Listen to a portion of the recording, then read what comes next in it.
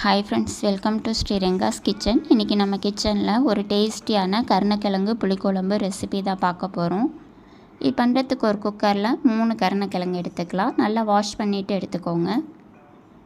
இப்போ இதை தேவையான அளவு தண்ணி சேர்த்து விட்டுட்டு குக்கரை மூடி வச்சு 3 விசில் விட்டு எடுத்துக்கோங்க. கருணக்கிழங்கு நல்லா வெந்து வரணும் நமக்கு. இப்போ விசில் அடங்கினதுக்கப்புறமா கருணக்கிழங்கோட தோலை உரித்து எடுத்திருக்கேன். இப்போ இதை 2-3 பீஸாக கட் பண்ணி எல்லாத்தையுமே எடுத்து வச்சுக்கலாம். இப்போ ஒரு கடாயில் 4 டேபிள் ஸ்பூன் நல்லெண்ணெய் விட்டுக்கோங்க.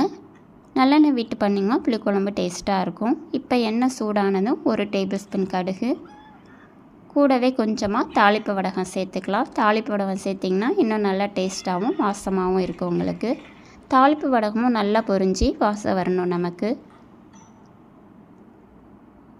இப்போ இது கூட கொஞ்சமாக பெருங்காயத்தூள் சேர்த்து விட்டுக்கலாம்.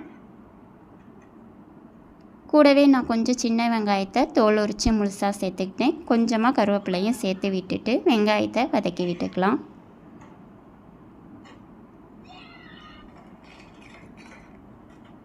இப்போ இதில் 1/4 டேபிள் ஸ்பூன் மஞ்சள் தூள், 1 டேபிள் ஸ்பூன் குழம்பு மிளகாய் தூள் சேர்த்து விட்டுக்கோங்க. மிளகாத்தூள் உங்கள் காரத்துக்கு தகுந்தவாறு சேர்த்து விட்டுக்கோங்க.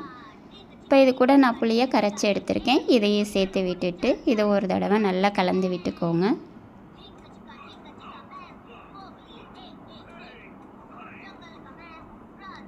புளியோட பச்சை வாசனை போகணும், அது வரை இதை கொதிக்கட்டும். அடுப்பை மீடியம் ஃப்ளேமில் வச்சுக்கோங்க. அதுக்குள்ளே நம்ம தேங்காவை அடித்து எடுத்துக்கலாம். அதுக்கு ஒரு மிக்ஸி ஜாரில் 1/2 கப் துருவின தேங்காய் எடுத்துக்கலாம். இது கூட கொஞ்சமாக தண்ணி சேர்த்து நல்லா நைஸாக இந்த மாதிரி அரைச்சி எடுத்து வச்சுக்கோங்க. இப்போ பாருங்கள், புளி நல்லா கொதித்து வருது. இந்த ஸ்டேஜில் நம்ம உரித்து எடுத்து வச்ச கருணக்கிழங்கை இதில் கட் பண்ணி சேர்த்து விட்டுக்கோங்க.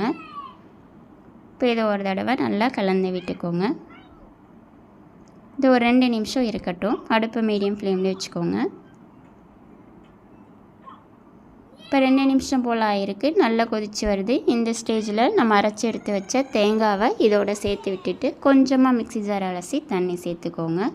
இப்போ இது கூட கொஞ்சமாக வெல்லம் சேர்த்து விட்டுக்கோங்க. இது குழம்போட டேஸ்ட்டை நல்லா எடுத்து கொடுக்கும். இப்போ இது ஒரு 5 நிமிஷம் சிம்மில் வச்சுக்கோங்க. ஒரு கொதி வரணும் நமக்கு. இப்போ பாருங்கள், நல்லா கொதித்து வருது. இதை ஒரு தடவை கலந்து விட்டுக்கோங்க. அவ்வளோதான், நம்மளோட கருணக்கிழங்கு புளிக்குழம்பு சூப்பராக ரெடி ஆகிடுச்சு. நீங்களும் இதேமாரியே கருணக்கிழங்கு புளிக்குழம்பு உங்கள் வீட்டில் ட்ரை பண்ணி பாருங்கள். தேங்க்யூ ஃபார் வாட்சிங்.